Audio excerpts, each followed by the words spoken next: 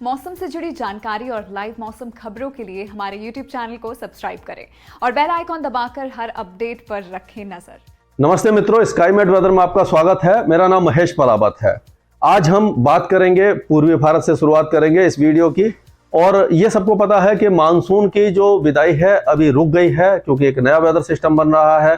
Cyclonic circulation already बना हुआ है बंगाल की खाड़ी में, और जो साइक्लोन नौरू यानी समुद्री तूफान नौरू का जो अवशेष है वो भी पहुंच चुका है as a cyclonic circulation Bengal की खाड़ी में। अब ये लो प्रेशर एरिया बन गया है और धीरे धीरे ये आगे बढ़ेगा और वेलमार्क लो प्रेशर एरिया बनकर हो सकता है कि डिप्रेशन में भी तब्दील हो जाए। और बारिश की गतिविधियां पहले अभी फिलहाल अगले 2 दिनों के दौरान पश्चिम बंगाल, बिहार के पूर्वी हिस्सों में, झारखंड के पूर्वी हिस्सों में और जो उड़ीसा है इस इलाके में देखने को मिलेगी।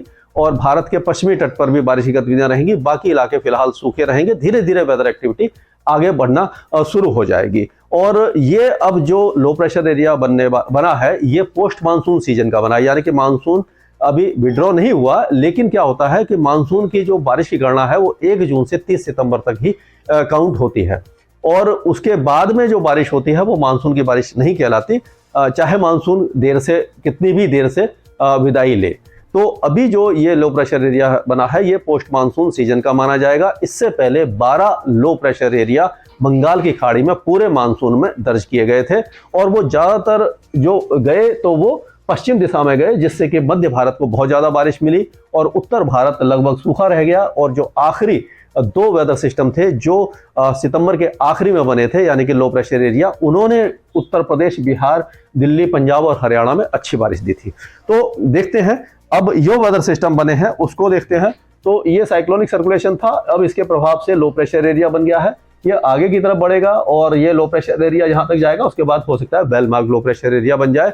अभी फिलहाल जो उत्तर पश्चिमी हवाएं हैं वो जारी रहेंगी अगले 24 से 48 घंटों तक। ये उत्तर भारत में, खास करके पहाड़ों पर, पंजाब, हरियाणा, पश्चिमी उत्तर प्रदेश, राजस्थान और दिल्ली और इसके आसपास के इलाकों में। अब ये जो लो प्रेशर एरिया है ये आगे बढ़ेगा, लेकिन इसके प्रभाव से आज और कल, यानी कि आज खास करके 3 अक्टूबर को जो बारिश की गतिविधियां हैं वो पश्चिम बंगाल के कई भागों में देखने को मिलेगी। और इस समय सबको पता है कि ये अष्टमी है और जो वो है, मतलब कि जो पूजा सेलिब्रेशन चल रहे हैं, कल रामनवमी है।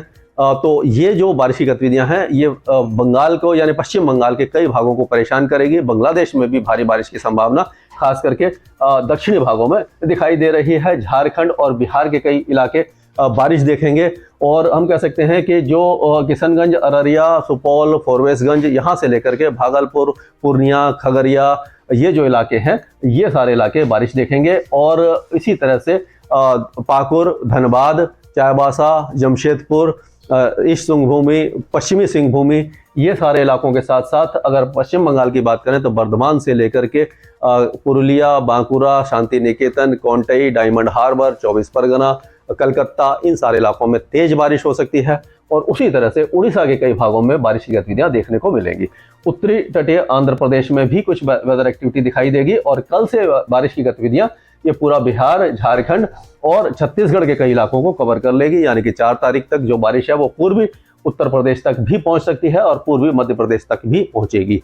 और पूर्वी उत्तर प्रदेश में हम कह सकते हैं कि गोंडा, बस्ती, गोरखपुर, सिद्धार्थनगर, कुशीनगर, महाराजगंज, यहाँ से लेकर के गाजीपुर, प्रयागराज, वाराणसी, भदोही, जौनपुर और रायबरेली, ये सारे इलाके अच्छी बारिश देख सकते हैं। उसी तरह से सिद्धि, सतना, सिंगरौली, पन्ना, ये जो इलाके हैं ये मध्य प्रदेश के बारिश देखेंगे। और जो उमरिया, दमोह, कटनी, जबलपुर, मांडला, अनूपपुर, इन इलाकों में भी बारिश की गतिविधियां रहेगी। 5 तारीख होते होते बारिश की गतिविधियां दिल्ली तक पहुंच सकती हैं, उत्तराखंड तक पहुंच सकती हैं और पूरे पश्चिमी उत्तर प्रदेश को कवर कर लेंगी और पूरा मध्य प्रदेश कवर हो जाएगा। और 6 तारीख तक हो सकता है कि पूर्वी राजस्थान तक भी ये वेदर एक्टिविटी पहुंच जाए। तो अभी हम कह सकते हैं तो ये तो इसका असर देखने को मिलेगा। और इसका जो मूवमेंट होगा वो अगर हम देखें तो वो इस तरह से देखने को मिल सकता है, यानी कि इस तरह से आगे जाएगा और एक ट्रफ रेखा बनेगी जो इस तरह से बनेगी, यानी कि यहां से यहां तक ट्रफ रेखा बनेगी। तो इसके प्रभाव से एक कह सकते हैं कि बारिश की दीवार जैसी आगे की तरफ बढ़ती जाएगी और यहां तक पहुंचेगी। और उसके बाद 6 तारीख को ये जो बारिश की गतिविधियां हैं वो इन इलाकों को कवर कर जाएंगी, यानी यहाँ तक बारिश की गतिविधियां पहुंच सकती हैं। तो फिलहाल अभी अगले 3 या 4 दिनों तक, यानी 3 दिनों तक कम से कम जो बारिश की गतिविधियां हैं पंजाब, हरियाणा और पश्चिमी राजस्थान और राजस्थान के ज़्यादातर इलाकों को नहीं छुएंगे, और गुजरात भी शुष्क रहेगा। और बारिश जब वहाँ तक पहुँचेगी तो भी पश्चिमी राजस्थान शुष्क बना रहेगा। श्रीगंगानगर, हनुमानगढ़, बीकानेर, जैसलमेर, जोधपुर, बाड़मेर, पलौदी, सिरोही, पाली, ये सारे इलाके शुष्क रहेंगे। भुज, नलिया, द्वारिका, ओखा, पोरबंदर, जामनगर, मोरबी, ये इलाके भी गुजरात में बारिश नहीं देख पाएंगे, लेकिन पूर्वी जिले जो हैं गुजरात के बारिश देखेंगे। अभी फिलहाल अगर दक्षिण भारत की बात करें, पहले महाराष्ट्र की बात कर लेते हैं। तो महाराष्ट्र में जो विदर्भ, मराठवाड़ा है, यहाँ पर हल्की बारिश होगी और 4 और 5 तारीख को यहाँ पर बारिश की गतिविधियाँ थोड़ी सी बढ़ सकती हैं, लेकिन जो इम्पैक्ट होगा वो उत्तर में ज़्यादा होगा। और जो ये मध्य महाराष्ट्र है, यहाँ बारिश की गतिविधियाँ हो रही हैं, 2 दिनों के बाद कम हो जाएंगी। और कोकण एंड गोवा में भी हल्की बारिश की गतिविधियाँ देखने को मिलेंगी, यानी कि सांगली, सतारा, कोल्हापुर, जो साउथ मध्य महाराष्ट्र, वहाँ बारिश कम हो जाएगी।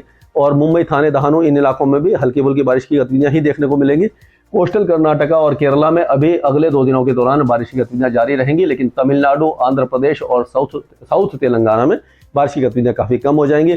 अगले 24 घंटों के दौरान हमें उम्मीद है कि लक्षद्वीप में बारिश की गतिविधियां काफ़ी अच्छी होने वाली हैं। अंडमान और निकोबार द्वीप समूह में हल्की से मध्यम बारिश की गतिविधियां ही देखने को मिलेगी।